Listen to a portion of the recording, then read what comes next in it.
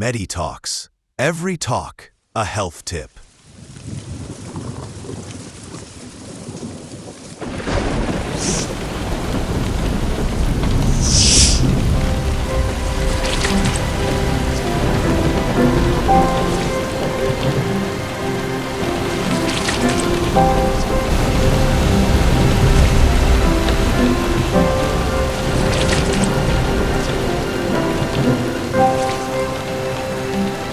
දුරාතීතයේ ඉඳලම නාගයන් සහ ලංකාව සමග තියෙන්නේ බොහොම කිට්ටු බැඳීමක්. ලංකා ඉතිහාසය ගත්තත්, බෞද්ධ සාහිත්‍ය ගත්තත් අපිට නාගයන් කිහිප තැනකදීම හම්බ වෙනවා.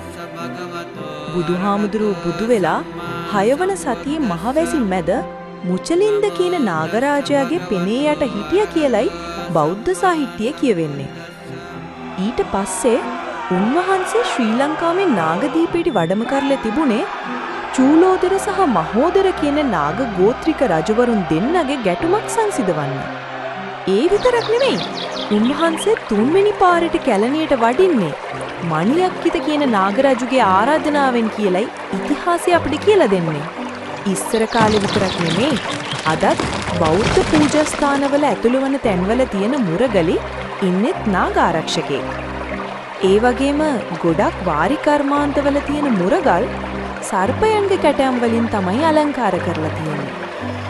ඉස්සර බුදුදහම පිහිටුවන්න කලින් නාග වන්දනාව සහ නාග ගෝත්‍රිකයෝ ලංකාවේ හිටියා කියන්න සාක්ෂි තියෙනවා. හැමෝම දන්න කතාවක් තමයි බුද්ධදාස කියන රජුරෝ සර්පයෙක්ගේ උදරයේ සත්කමක් කරලා ගෙඩියක් සුවපත් කළා කියන එක. ශ්‍රී ලංකාවේ ගද්‍ය, පද්‍ය වගේම ජනකතාවලත් සර්පයන්ගින් නම් අඩුවක් නෑ. ඉස්සර අපේ තොවිල් හා ශාන්තිකර්මවල නාගයාගේ ස්වරූපය මූලික කරගත්ත ලී වෙස්මුහුණු යොදාගෙන තියෙනවා. අදටත් ඒ වෙස්මුහුණු පාවිච්චි කරනවා දකින්න පුළුවන්.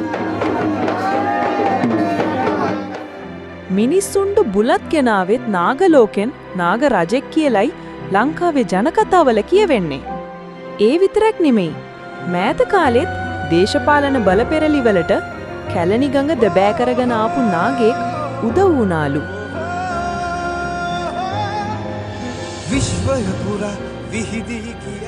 ඉතින් මුචලින්ද නායාගේ ඉඳලා කැලණි නායා වෙනකම් හැමෝම දන්න නයි කතා අතරේ ගොඩක් අය නොදන්න නයි ගැන කතාවක් කියන්නයි අද සූදානම.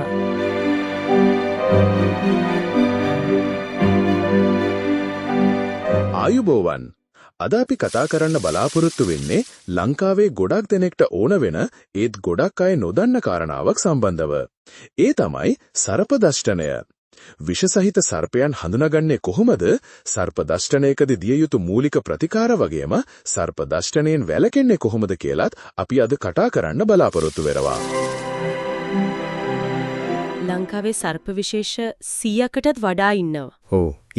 ඒත් ඇත්තටම භයානක අර උග්‍ර විෂ කියන අය. ඒ කියන්නේ විශේෂ කීප දෙනා ඉන්නේ. බොහෝ ටික දෙනයි. හැබැයි ඉතින් අවුරුද්දක රෝහල්ගත වීම 37000ක් විතර වෙනවා කියන්නේ. ඒක ලොකු ගාණක්. මේක සුළුවෙන් තකන්න බෑ.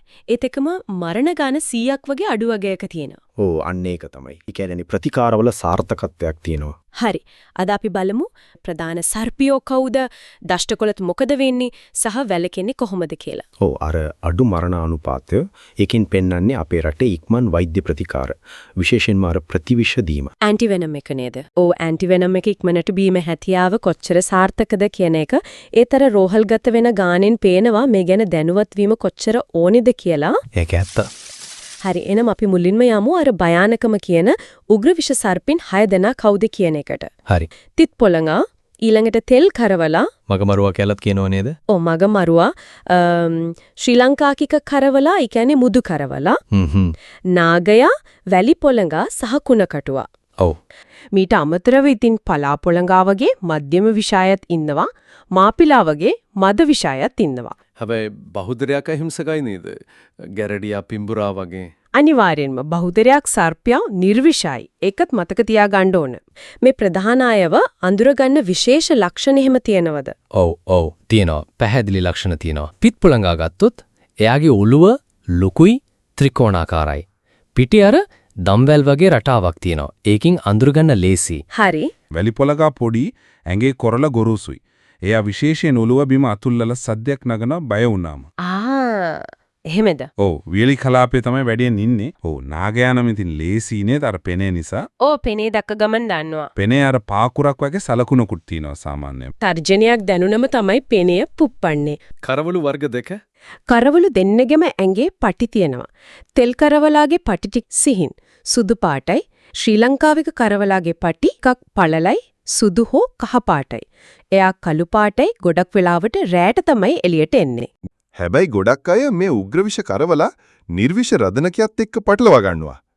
මොකද දෙන්නම රූපෙන් ගොඩක් සමානයි. කරවලා කළු පාටයි, රදනකයා කළු හෝ තද දුඹුරු පාටයි.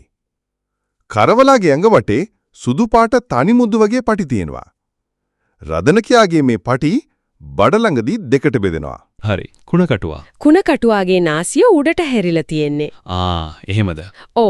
එයා ඉන්නකොට හිස පොඩ්ඩක් උස්සගෙන අංශක 45ක් වගේ උඩට තියාගෙන ඉන්නේ. වැදගත්ම දේ තමයි ඉස්සර කිව්වේ මධ්‍යම විෂ කියලා. ඒත් දැන් කුණකටුවා සලකන්නේ උග්‍ර විෂ ගණයට. ඒක නම් අලුත් දැනුමක්. හරි. මේ හඳුනා ගැනීම වැදගත්. ඒත් ඉතින් සමහර වෙලාවට හඳුනා ගන්න කලින් දෂ්ට කරන්න පුරවන්නේ. එහෙම වුණොත් මොකද කරන්නේ? ඒ කියන්නේ තත්පර ගානින් කරන්න ඕන දේවල් මොනවද? ඒක තමයි වැදගත්ම දේ. පළවෙනියටම සර්පයා ඉන්න තැනින් ආරක්ෂිතව අයින් වෙන්න. දෙවනුව දෂ්ට කරපු කෙනාව සංසුන්ව තියන්න. අනවශ්‍ය විදියට හෙලවෙන්නේම දෙන්න එපා. කලබල නොකර ඉන්නක නේද? කලබල වුණාම විෂය ඉක්මනට ශාරීරියේ පැතිරෙන්න පුළුවන්. අතකට පයකට වගේ දෂ්ට කරලා නම් ඒ අත හෝ පය පුළුවන් තරම් නොසෙල්වි තියන්න.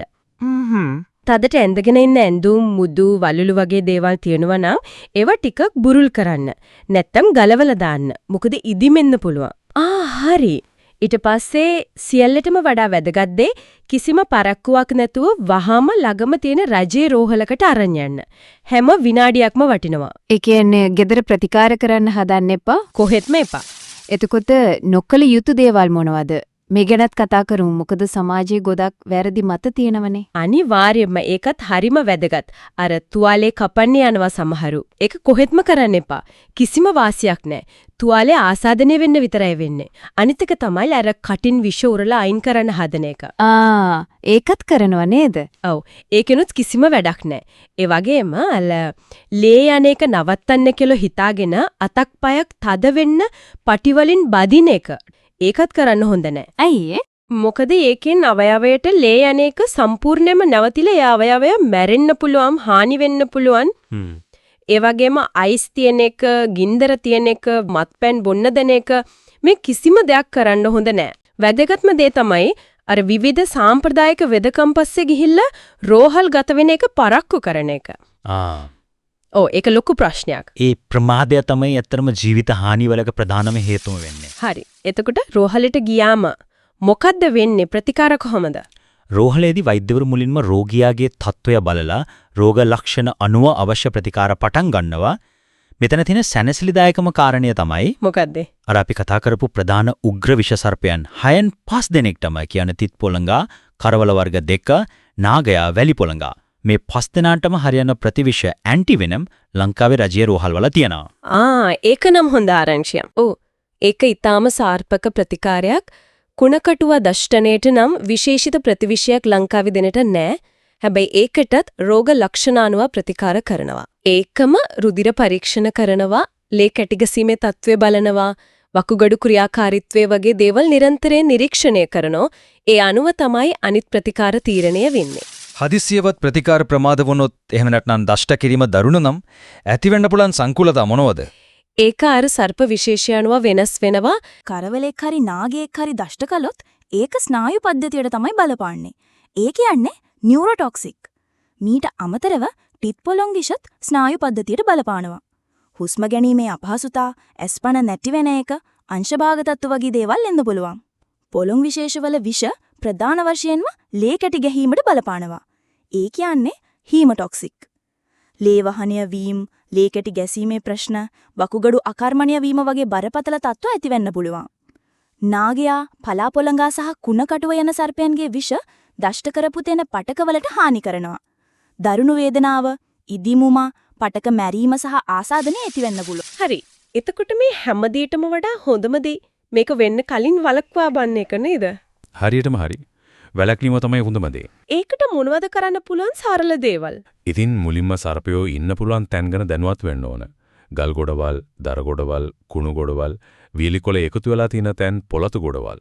මේ වටේ තැන්වල නාගයෝ, පොළොංගු, කරවල ඉන්න පුළුවන්. විශේෂයෙන් අර ශ්‍රී ලාංකික කරවලා. එයා රැයට ටිකක් තෙත සීතල පරිසර වලට කැමති. ගස් බෙන, ගල් අතර පරණ ගොඩ නැගිලි ඇතුලේ ඉන්නවා. එතකොට ආරක්ෂිත වෙන්න මොනවද කරන්න ඕන? රැයට එළියට බහිනවා නම් අනිවාර්යයෙන්ම විදුලි පන්දමක් අරන් යන්න. වතු බැඩ කුඹුරු වැඩ කරනකොට බූට් සපත්තු වගේ කකුල හොඳට ආවරණය වෙන පාවහන් පළඳින්න. ඕ ඒක වැදගත්. ගෙවත්ත ගේ වටපිටාව පුලුවන් තරම් පිරිසිදුව තියාගන්න. සර්පයන්ට හැංගෙන්න තියෙන ඉඩ අඩු කරන්න. ගෙවල් වල බිත්තිවල වහලවල හිඩස් තිනව නම් ඒවා වහලා දාන්න. දරුවන්ටත් මේ ගැන කියලා දෙන එක වැදගත් නේද? කරන්න ඕන දේ නොකල යුතු දේ කියලා දෙන්න ඕනේ.